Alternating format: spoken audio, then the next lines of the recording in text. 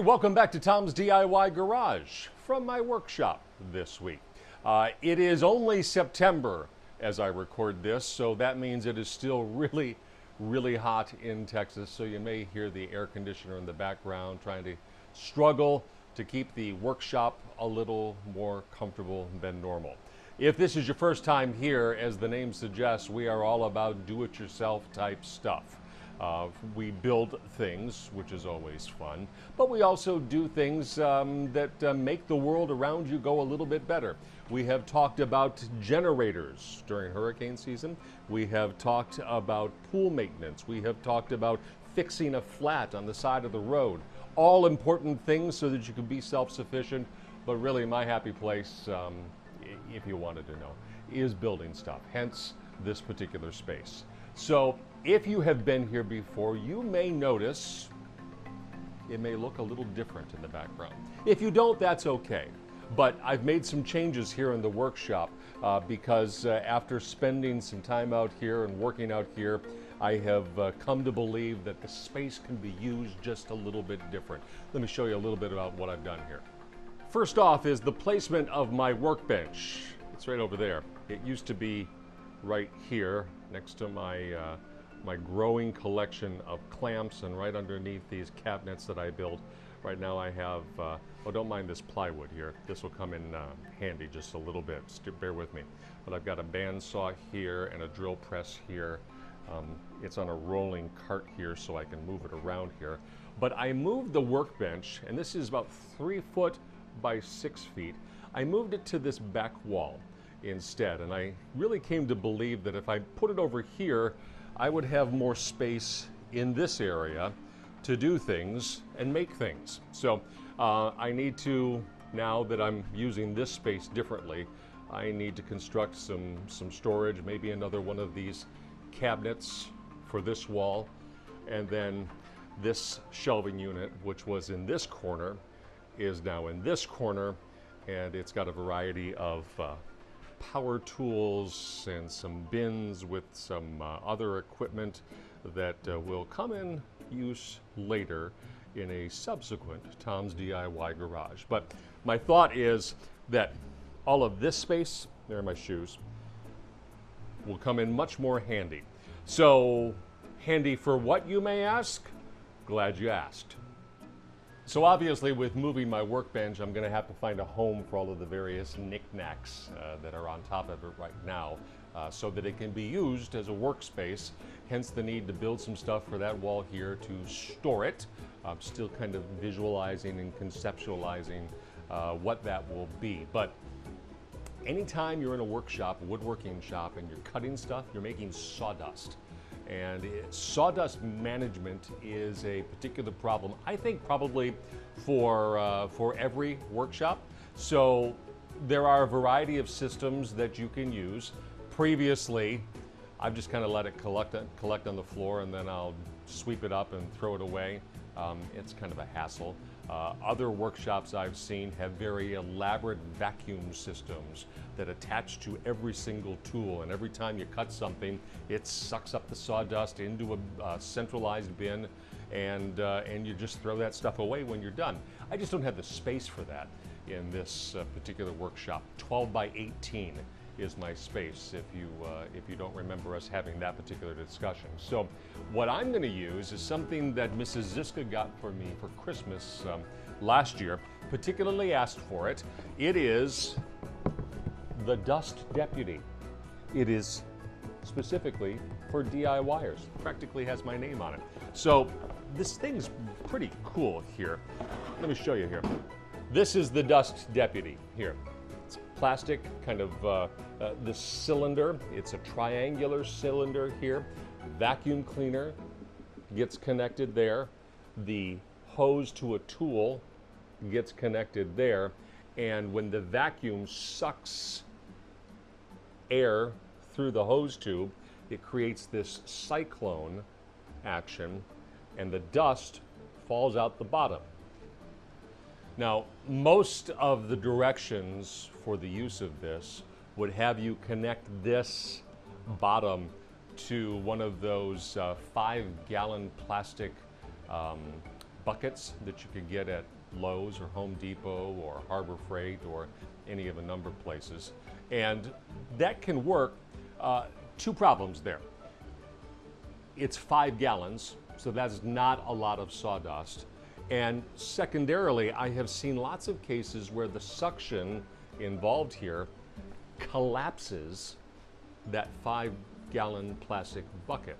And that just becomes a problem that I didn't want to deal with. So I found, shockingly, a YouTube channel called Slow and Expensive, which I kind of caught my eye here, as opposed to Fast and Cheap, Slow and Expensive.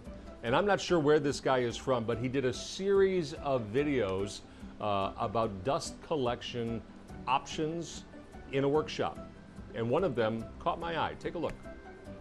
And this one, I'm going to share my dust collection cart with you. It's probably a little different than most of the other dust collection carts you've seen, mainly because I'm using a box rather than a bucket as far as how I'm setting up my cycle and dust separator, which is a topic that I covered pretty extensively in the 4th video in the series. This dust collection cart really highlights the benefits of using a box, mainly because of the design and the overall functionality of the cart, and the fact that the end result ends up being more like a custom-made thing rather than something that's just pieced together, which is typically what a dust collection cart that's built around a bucket ends up being like. What I like about it is that it's portable, and it doesn't have a huge footprint, but you can kind of roll it around the workshop to the places that you need it, connect that hose to the tool that you're using, suck up the sawdust as it gets made, and then put it again in the corner when you're not using it and it's out of the way. Let me show you what I have in mind. Open up my drawing book here, and this is kind of a side drawing of what I envision after watching the video. So the bottom base here, which will have casters on the bottom to roll it around, is 17 inches square, and it's kind of ringed by 2 pieces of 2x2 inch lumber here. In the middle there is a 14-inch wide plywood box. Remember that plywood I just showed you a little bit ago? It'll be 30 inches tall, so doing some math, that's roughly 25 gallons worth of capacity of sawdust. So you can cut some things, and then this can be lifted out of the base, and then you just dump the sawdust into a plastic bag or into the trash. On top of this, and this is a lid with 1/2 inch, actually it's 5/8 inch plywood. The dust deputy gets connected to this lid, another 25 inches tall, and a vacuum cleaner sits on top of this little platform, which is 14 inches square plywood. And then this lid is kind of a 15-inch square, just wider by 1/2 inch all the way around of this 14-inch square box. So that's kind of what I envision. Let's put it together. Let's make it, see how it turns out. I'm going to start by cutting the horizontal pieces to this cart. If you'll recall from my drawing, there are 3 of these pieces. The first one is a 17-inch square base that will have caster wheels so it can roll around the workshop. Into that will be the 14-inch square box that holds all the sawdust. There is a 15-inch square lid on top of the box, and on top of that is the assembly with the dust deputy and the vacuum cleaner, and that's topped with like a 14-inch square. So I will cut 17 inches wide and then kind of graduate down for the other pieces that I need for those other parts. I'm using some very basic plywood here. This is 1932. I don't know why they came up with that. It's roughly 5/8 of an inch thick. This is very basic plywood. This is used for sheathing of homes and buildings. Nothing special about it, but I don't need it to be special. I just need it to be structural for this. So I'm going to use a track saw here to cut this piece across, and then it will be a much more manageable thing that we can work with. So have eye protection here. Well, that's ear protection, but dust protection here.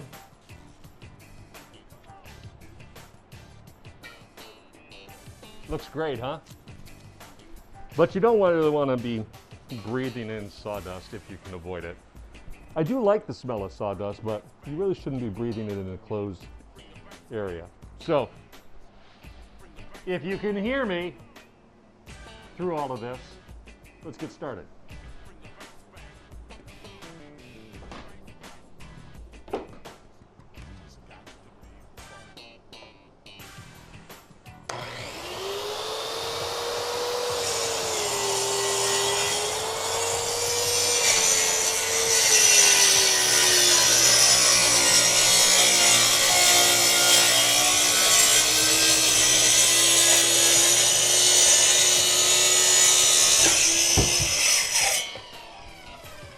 Just like that.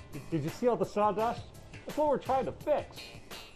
With a more manageable size piece, I can use this miter saw to cut down the smaller pieces that I need. Again, 17, 15, and 14 inches.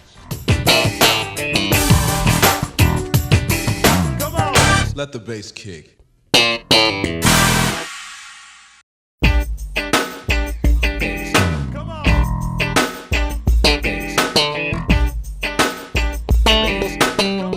Let the bass kick. Come on.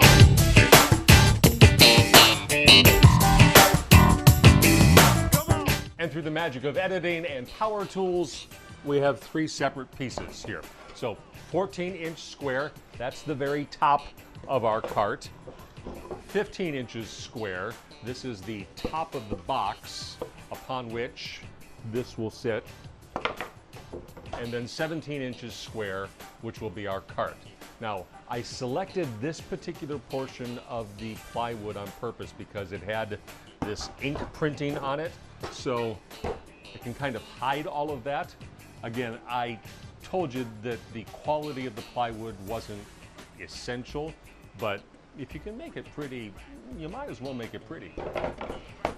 I've cut the 4 pieces of plywood that will make up the box, the container for the sawdust. Again, it's 14 inches wide. I have 2 end pieces here and 2 other pieces here that will go inside. Here's a little important thing to remember. Since we want it to be square, before you cut those inside pieces, you've got to measure the width of those 2 end pieces of plywood and then subtract that from the measurement on those inside pieces so they fit together and they are square, if you catch my drift there. So in order to put this together, I'm going to put the pretty side of the plywood down, facing away from me, so that the ugly side, the inside, faces up, because that's where I'm going to glue first, and then I will drop in some nails to keep them there until the glue cures and it will be a solid box. So let's go.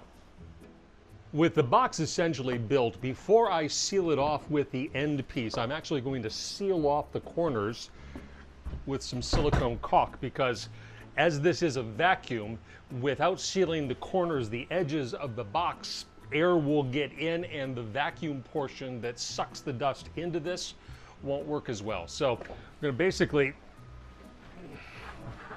set it on its edge, take the caulk gun, and run this silicone bead along the edge of it.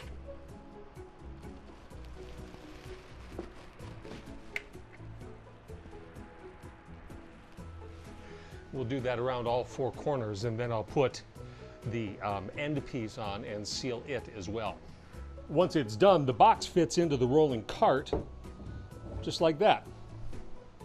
If you imagine building from the ground up, the next step is building the lid to the box, the sawdust container. That's what this piece is going to be. It's 15 inches on each side. It's a little wider than the box is because, as you can imagine, you'll need to be able to lift it up and away so that you can get to the sawdust and throw it away once the container is full. So it provides just enough for a little bit to grab onto, about a ½ inch on each side. The dust deputy will get connected right there to the middle.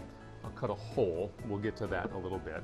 And then On the four corners are these posts, upon which will be 1/3 little platform that will hold the vacuum cleaner up on the very top.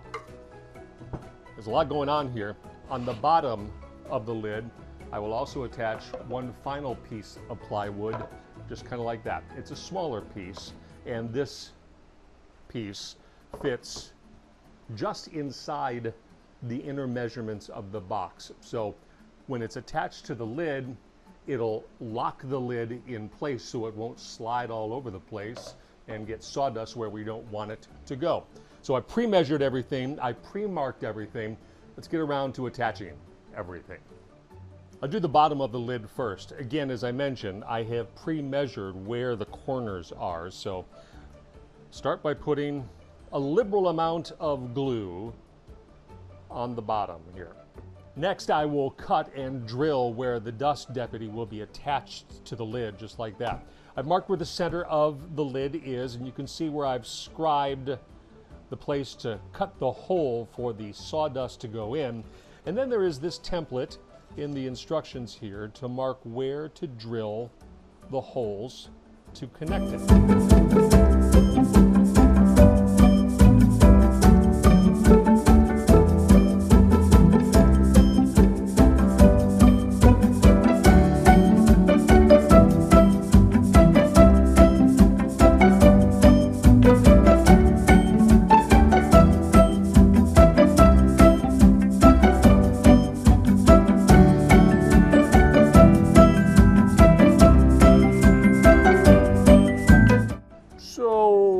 Not terribly pretty, but the hole is cut and the other holes for the bolts have been drilled so we can attach the dust deputy. The lesson for me on that little exercise is that this jigsaw that I bought years and years ago is a little underpowered, so I might need something a little stronger. Next, I'll attach these four posts to the top of the lid here. Again, pre-marked, pre-measured, all of that. I'll be using glue, I'll be using some nails and some screws for this. The glue for the real strength, the nails to keep it in place, and the screws to lock it in. Let's get to it.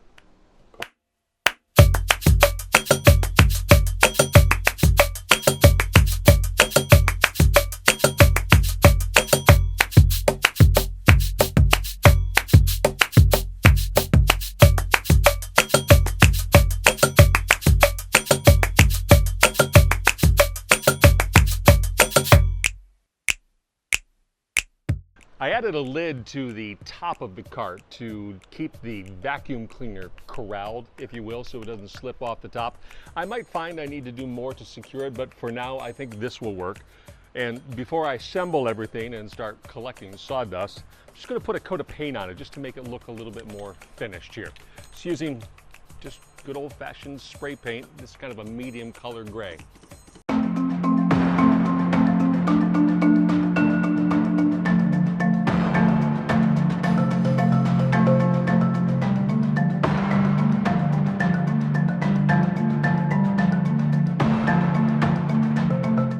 Getting to the end now, I can finally connect the gizmo that hopefully makes all this magic work, the dust deputy.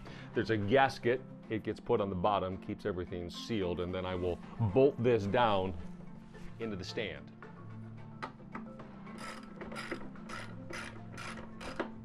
Then you can put all the parts together. You start with the collection box for the sawdust. It fits into the cart, and on top of that goes the stand with the dust deputy. It clicks on top of there, and the vacuum cleaner goes up here. Connect the hose, another hose to the equipment that you're using, and you should be able to collect some sawdust. To see how it works, I made a little sawdust while I was making this thing. So let's turn it on. Let me show you.